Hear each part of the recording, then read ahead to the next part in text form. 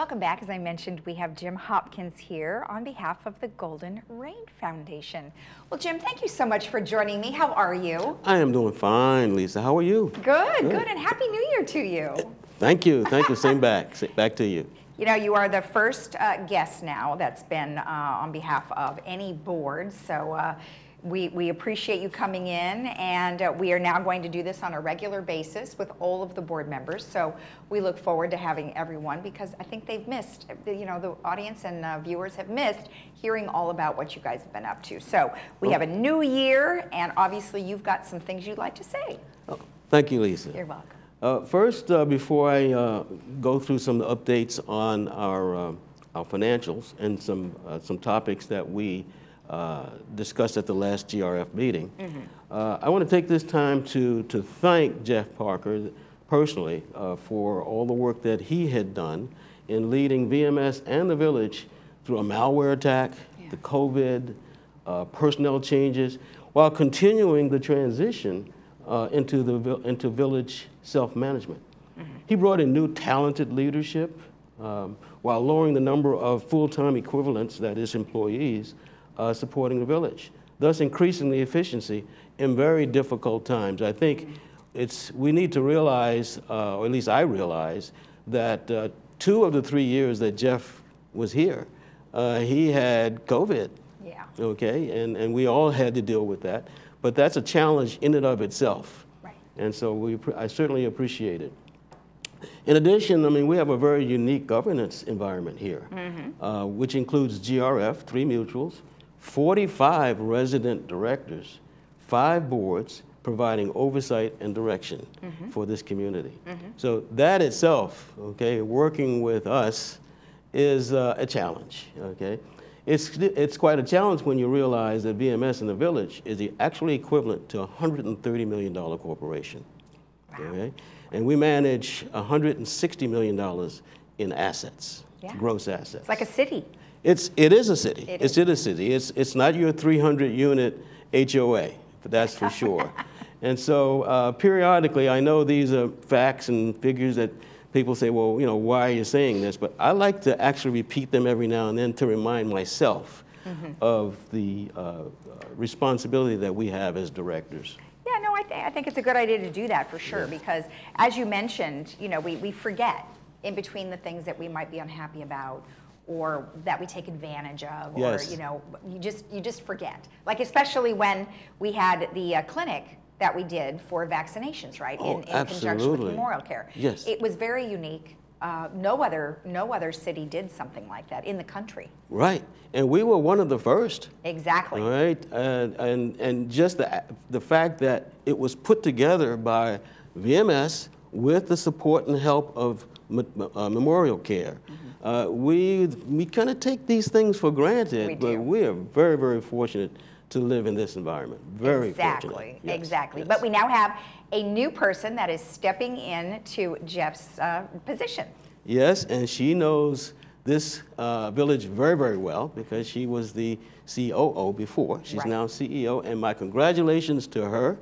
It is a well-deserved position, and I look forward to working with her. I really do. It's going to be fun and a challenge. Yeah, and we've had Siobhan on a couple of times now, and she's looking forward to, like you said, taking over and really working with everybody, including the residents as well as all of the people that work behind the scenes. So absolutely, it's a great feat nonetheless. Yeah. Now, also, since you're our first board member, what I wanted to do is I wanted to show who the new board members are for GRF. So we've got first the, well, not the directors, but Bunny Carpenter, who is the president. We've got Egon Garth Hoffner, who's the first vice president. Debbie Dotson, who is the second vice president. Joan Milliman is the secretary, and there you are. Jim Hopkins, who is the treasurer. And then we have all of the directors there listed: Elsie, Yvonne, Reza, Gan, Juanita, and Don. So you have a lot of people, and you know, some have been here for many years and others are really new, right? Absolutely, and it's a great board to work with. I mean, all independent thinkers, all rational thinkers.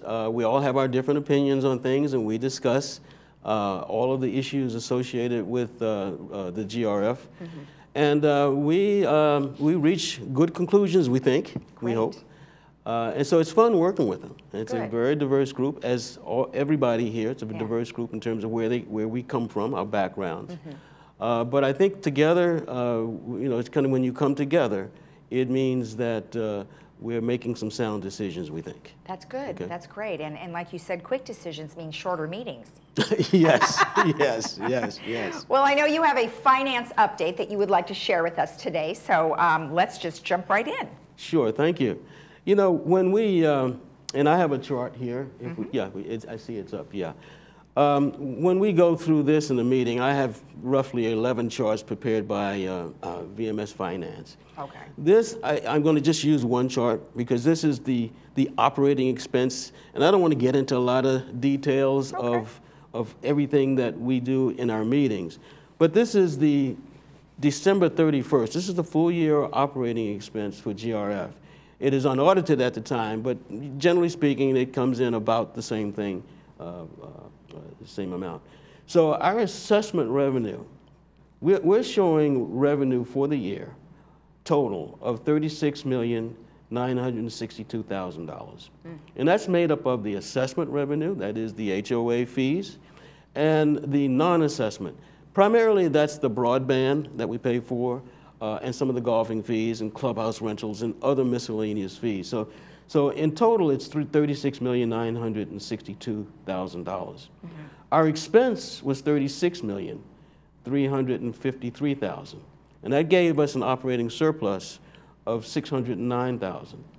Now, we normally budget for no surplus, and obviously some things happened this year that, of course, employment was, we're less than what we expected in terms of security and IT, in terms of employment. We're also, as a result of not opening in March, or fully opening in March like we had planned, we opened in June. That, again, saved some money, all right? And so we were able to save a little money this year. And you know, the next year, you know, we hope to be open, fully open. We hope to be fully staffed so that we can get everything done that needs to get done. Great. Yeah. Great. Good, good. And then you wanted to let us know about your financial audit. What happened with that? Yes, well, every year we get an audit from a qualified auditor. For the last 3 years, it's been KPMG, one of the big 4 in the world. Yeah. All right, so it's, we are very comfortable that what the VMS finance team is doing and how they do it is in compliance with AICPA, and I think there's a different terminology now, but AICPA standards. Okay. It's a rigorous audit, and I happen to chair the Select Audit Committee, which is made up of myself and members of the 3 mutuals, all right, and also a VMS member. Okay. So we coordinate, review everything before it's released. Okay. All right? Okay. So it's quite an extensive audit. Absolutely. So everyone can feel comfortable that the I's are dotted and the T's are crossed. Right. Now the GRF board pretty much kind of oversees, you know, the operations here in Laguna Woods Village. And one thing is you are, and we're actually going to talk to Tom McRae here in the next week or so about the golf course, but it looks like you had an approved purchase. Yeah, one of the things we did this year, or the last meeting, was we approved an emergency purchase for an aerator. Okay. You say, well, what's an aerator? Well, I didn't know what an aerator was either until it was explained to me. But the greens have to be aerated, I think twice or 3 times a year. And there's this big machine that comes and punches holes in it. Right. And that machine is normally maintained, we normally keep it 15 to 20 years, and it's maintained very well by by the VMS staff. In this case, the machine was end of life, meaning that there were no more parts available for it. The manufacturer stopped making the parts. Oh, no kidding. And so we had to consider whether or not we needed to either lease one, and had we leased it, by year 4, we would have paid as much in leasing that we would in buying one. Okay. So we decided to approve this emergency purchase this year. Oh, that's great. Yeah. Well, So that's good. it's, And you know, the golf course is used so much that that is definitely a needed item. Now, there are a couple of things that are in consideration. For instance, commercial designer for Clubhouse One. Yes, Clubhouse One has been a topic for a while now in terms of, you know, its beautification or maybe even reconstruction.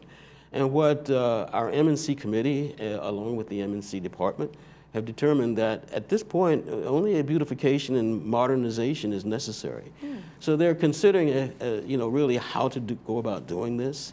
And one of the considerations is bringing in a commercial designer. And a commercial designer is not one who comes in and says, just should be green and that should be blue. They really come in and say, what do you use it for?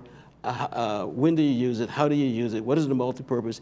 And they kind of give you ideas as to what colors best suited, what materials are best suited for the walls, et cetera, et cetera. So there's a lot to it. So it's not your normal house designer that comes in and says, oh, gee, this pink goes with this blue and those kind of things. So it's an experience, and we haven't decided yet. But that's one of the things on the table. All right. And the other one, I know you just had a meeting with Agewell, and there's discussions of using them for transportation. Yes. In fact, we've actually had an open forum for the residents to comment on it. And of course, with COVID the way it is, and the extra, the extension of the mask and things like that, it wasn't that well attended. So I do know that VMS and the boards are intending to have another meeting, another forum or two, so that the residents can not only understand what the proposal is, but comment on how that proposal would impact them. Right. So that's very important, obviously. Absolutely. Yeah, very important. Yeah. Good. And then let's close with touching a little bit on the cloud-based enterprise resource planning system. That's a mouthful. Oh, yes. It is, and in fact, it's very technical, but I'm going to try to break it down to you. We're considering, in fact, we've actually, it's gone through GRF approval. It now needs to have the corporate members' approval. But it's, I guess in layman's terms, you could call it a new computer system, but it's a lot more than that. It's called an ERP, or an enterprise resource planning system. Again, that's very technical. It really is our software and hardware infrastructure. I liken it, and it drives about 70 or 80% of what we do here, or what VMS does to support us. I compare it to our circulatory system, because we all have one. It just functions without any support or any help. It's just there. We never even think about it until it goes wrong. And then when it goes wrong, then we say, well, gee whiz, let's go fix it. And we go to the doctor. Well, in this case, when it comes to software and the hardware that supports it, our vendors, the primary vendors, have said, you know what, it's old, and we're no longer going to support it. It's kind of like your doctor saying, hey, you know what, you're too old to fix your circulatory system. Well, that's a bad thing. Yeah, that's a very bad thing. But the good news is there's a solution, and that the new solutions are systems in the cloud. Now, you know, so since everything has reached end of life, we're looking at new technology, which, by the way, actually costs less to operate. And so there'll be not only operating efficiencies, but it's actually going to cost us less. Right, but then also it's also providing a heavier security, so maybe we won't have what happened last time. Absolutely, because everything is in the cloud.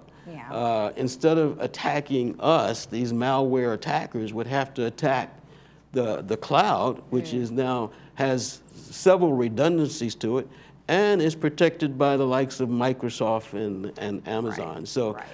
It's where all industry is going.